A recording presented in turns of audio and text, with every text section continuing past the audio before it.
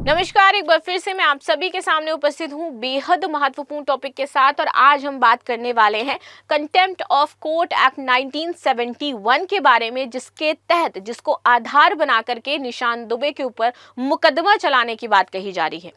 Court की अवमानना का यहाँ पर जो मुकदमा है वो चलाया जाएगा, न्यायालय की अवमानना का जो मुकदमा है वो चलाया जाएगा। आखिर इसमें क्या चीजें हो जाती हैं, कभी कोर्ट ऑफ कंटेम्प्ट एक्ट आया आपका, और क्या क्या इसमें प्रावधान है, इन सारी चीजों के बारे में हम समझेंगे। कोर्ट की अवमानना आखिर क्या है, अर्थ क्या हो जाता है, इसके बारे में भी हम जानेंगे।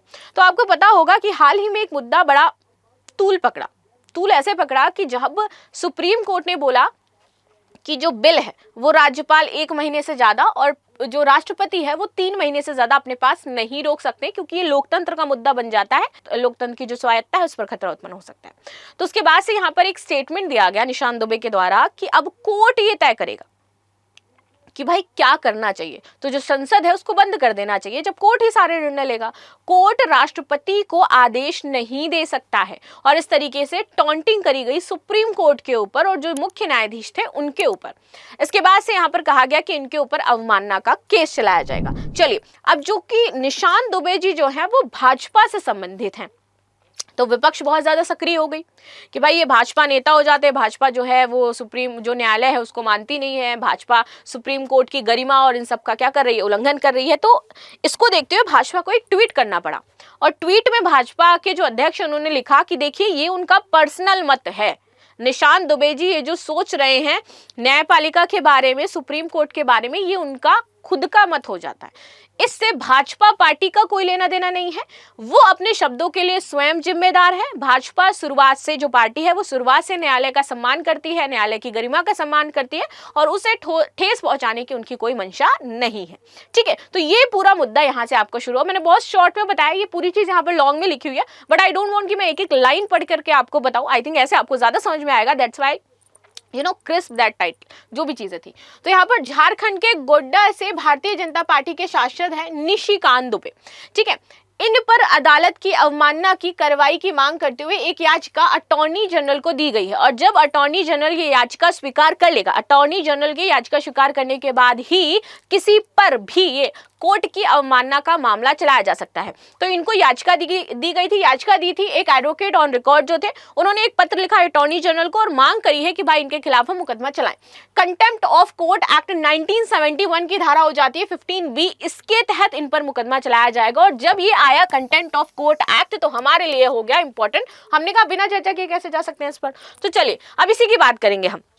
ठीक है, जब अटॉर्नी जनरल या सॉलिसिटर जनरल इसकी अनुमति दे देते हैं तब आपका ये कंटेम्प्ट ऑफ कोर्ट एक्ट इनके ऊपर चलाया जा सकता है, और इसके तहत इनको सजा भी सुनाई जाएगी और इनको जुर्माना भी भरना पड़ेगा, दोनों ही चीजें हो जाएंगी इनके साथ। ठीक है, अब मामला क्या था ये तो मैंने बता दिया कि इन्होंने कटाक्ष किया था और कहा था कि भाई जब न्यायालय है वो संसद चलाएगा तो फिर हम लोग क्या करेंगे, संसद को बंद कर देना चाहिए, इस तरीके से इनकी टिप्पणी थी। तब भाजपा ने एक पोस्ट किया और उन्होंने लिखा कि भाई जो सांसद निशिकांत दुबे हैं और जो दिनेश शर्मा है, इन्होंने जो भी टिप्पणी की है इससे भाजपा पार्टी का कोई लेना देना नहीं है, ये उनका स्वयं का मत हो जाता है। जो पूरी भाजपा पार्टी है वो क्या करती है, सम्मान करती है किसका, न्यायपालिका का। चलो ये बात हो गई। न्यायालय की अवमानना होती क्या है आखिर, ये बात कर लेते हैं अब हम लोग। देखो, भारतीय न्यायपालिका में अवमानना का मतलब यह है कि न्यायालय की गरिमा या फिर अधिकार के प्रति आपने अनादर दिखाया हो, आपने किसी फैसले पर ऐसे कटाक्ष किया हो जो कि न्यायालय की गरिमा को ठेस पहुंचाता हो, दैट इज कॉल्ड अवमानना।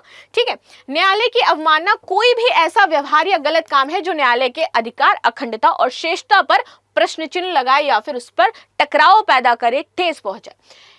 इसमें यह शामिल होता है कि आप उनके अनुरोधों का पालन नहीं कर रहे हो, आप गवाहों से छेड़छाड़ कर रहे हो, साक्ष्य आप वापस ले रहे हो, या फिर न्यायालय के आदेशों की अवहेलना कर रहे हो, ये माना जाएगा क्या, न्यायालय की अवमानना। न्यायालय की अवमानना अधिनियम 1971 HN सल्यान समिति की सिफारिश के बाद आपकी स्थापित की गई थी। तो किस समिति की सिफारिश के बाद आपका ये न्यायालय की अवमानना अधिनियम 1971 आया, HN सल्यान समिति। ठीक है, ये याद रखिएगा, ये इंपॉर्टेंट है आपका। आगे आते हैं, न्यायालय की अवमानना अधिनियम 1971 के बारे में बात कर लेते हैं। तो इसमें आपकी कुछ टाइप्स बताए गए हैं कि कितने प्रकार की होती है। तो ये 2 प्रकार की न्यायालय की अवमानना को यहाँ पर पूरी तरीके से डिस्क्राइब किया गया है। पहला है नागरिक अवमानना। आपकी नागरिक अवमानना में क्या हो जाता है, ये फर्स्ट है आपका, ठीक है। और इसके बाद सेकंड ये हो जाता है आपका, तो फर्स्ट में आता है न्यायिक नागरिक अवमानना, सेकंड होती है आपकी आपराधिक अवमानना। दो तरीके की अवमानना यहाँ पर आपको बताई गई है।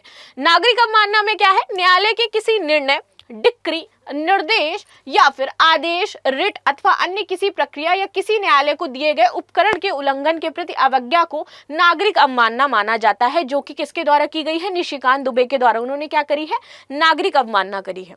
ठीक है।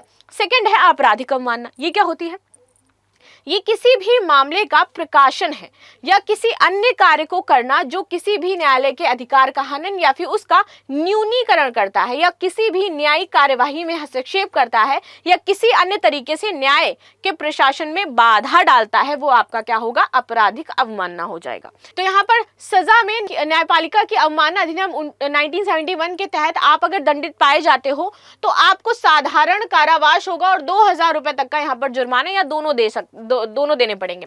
संशोधन, इस कानून में वर्ष 2006 में एक रक्षा के रूप में सच्चाई और सद्भावना को भी शामिल करा गया था और यहाँ पर तब संशोधन हुआ था 2006 में।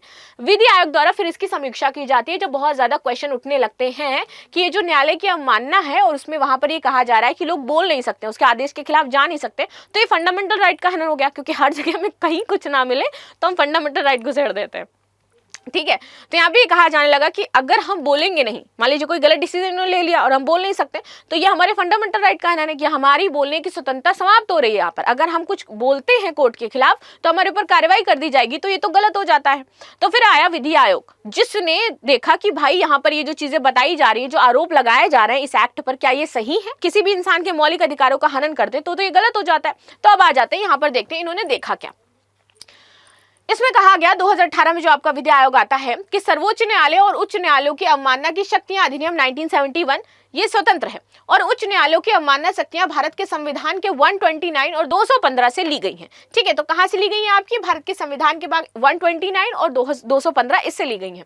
अनुच्छेद 129 क्या कहता है, ये सर्वोच्च न्यायालय का एक अभिलेख न्यायालय होगा और इस तरह की न्यायालय की सभी शक्तियां होंगी जिसमें स्वयं की अवमानना के लिए दंडित करने की शक्ति भी आपकी शामिल होगी। तो आर्टिकल 129 और आर्टिकल 215, तो 129 में आपकी ये बातें कही है, 215 में क्या कही है, चलो समझते हैं। इसमें कहा गया है कि प्रत्येक उच्च न्यायालय एक अभिलेख न्यायालय होगा और इस तरह के न्यायालय को सभी शक्तियां होंगी जिसमें वह स्वयं की अवमानना के लिए दंडित करने का अधिकारी है। तो यहाँ पर उसको अधिकार है कि अगर उसकी अवमानना की गई है तो वो दंड देगा। भारत में आपराधिक अवमानना के मामले में संख्या बहुत अधिक है, जबकि ब्रिटेन में न्यायालय की अवमानना संबंधी अंतिम अपराध वर्ष 1931 में आया था, जो ब्रिटेन में इसके उन्मूलन का एक कारण हो सकता है। आयोग ने कहा कि भारत में इस अपराध को समाप्त करने से विधायी अंतर समाप्त हो जाएगा। ये उच्च न्यायालय को अधिकार देता है कि यदि कोई अधीनस्थ न्यायालयों की अवमानना करता है तो वो कार्रवाई करेगा, यानी कि सुप्रीम कोर्ट, हाई कोर्ट से इतर अगर छोटे न्यायालयों की भी अवमानना की गई है तो उस पर सुप्रीम कोर्ट को अधिकार है कि वो क्या करेगा, कार्रवाई करेगा। 1971 के अधिनियम में ऐसे उदाहरण को बाहर करने के लिए पर्याप्त सुरक्षा उपाय हैं, जो अधिनियम 1971 की धारा 2C के अंतर्गत परिभाषित आपराधिक अवमानना के अंतर्गत नहीं आते हैं। इस कानून में लगभग 5 दशकों तक न्यायिक जांच का परीक्षण किया गया है। 5 दशकों तक इसका न्यायिक परीक्षण हुआ। स्वतः संज्ञान के मामले, सुओ मोटो की बात करते हैं। देखो, ये एक लैटिन शब्द है जिसका अर्थ है कि किसी सरकारी एजेंसी, न्यायालय या अन्य केंद्रीय प्राधिकरण द्वारा अपने स्वयं के द्वारा की गई कार्रवाई, जो वो आर्टिकल 142 के तहत करता है सुप्रीम कोर्ट। न्यायालय कानूनी मामले में स्वतंत्रता संज्ञान तब लेता है, स्वतः ही संज्ञान जो होता है ना, कि जो भी कानूनी मामले होते हैं उसमें कब लेगा इस स्वतः संज्ञान, तो जब वह मीडिया के माध्यम से अधिकारों के उल्लंघन या फिर ड्यूटी के उल्लंघन या किसी तीसरे पक्ष की अधिसूचना से उसको कोई जानकारी प्राप्त होती है। ये तो तभी यूज करेगा ना न्यायालय, जब उसको पता चलेगा कि भाई कहाँ पे क्या चीजें हो रही है, तभी वो स्वतः संज्ञान ले पाएगा। और स्वतः संज्ञान लेने के लिए उसको जानकारी कहाँ से मिलती है, तो मीडिया से उसको जानकारी मिलती है कि अधिकारों का उल्लंघन हो रहा है, ये देश में ये समस्या है, देश में ये समस्या है, ये अपनी ड्यूटी टाइम पे नहीं कर रहे हैं, ये अपनी चीजें सही तरीके से नहीं कर रहे हैं। तो जब वो देखता है तो उन मामलों को स्वतः संज्ञान में लेता है आर्टिकल 142 के तहत और अपने निर्णय सुनाता है। ये विशेषाधिकार प्राप्त है सुप्रीम कोर्ट को। भारत के अनुच्छेद अगर हम बात करें 32, तो इसमें भारतीय संविधान के अनुच्छेद 226 में सर्वोच्च न्यायालय और उच्च न्यायालय में क्रमशः लोक हित याचिका, जो पब्लिक इंटरेस्ट लिटिगेशन है, PIL, ये दायर करने का प्रावधान है। इसने न्यायालय को किसी मामले में स्वतः संज्ञान पर कानूनी कार्रवाई शुरू करने की शक्ति प्रदान की है। भारतीय संविधान के अनुच्छेद 131 के अंतर्गत सर्वोच्च न्यायालय को स्वतः संज्ञान लेने की शक्ति प्रदान की गई है और भारतीय न्यायालयों द्वारा स्वतः संज्ञान लेने की कार्रवाई न्यायिक सक्रियता का प्रतिबिंब हो जाती है। न्यायालय की अवमानना से संबंधित कुछ निर्णय यहाँ पर आपको बताए गए हैं क्या है, तो देखते हैं यहाँ पर। सबसे पहले है वरदकांत मिश्र बनाम उड़ीसा उच्च न्यायालय के रजिस्ट्रार का केस, जो कि 1973 का हो जाता है। सर्वोच्च न्यायालय ने माना कि न्यायपालिका की अवमानना के लिए दंडित करने की शक्ति कानून के शासन को बनाए रखने और न्यायालयों की गरिमा और अधिकार को बनाए रखने के लिए आवश्यक है। ये माना गया कि ये सही है, इससे कोई फंडामेंटल राइट का हनन नहीं है, इससे हमारी क्या है, गरिमा बनी रहेगी।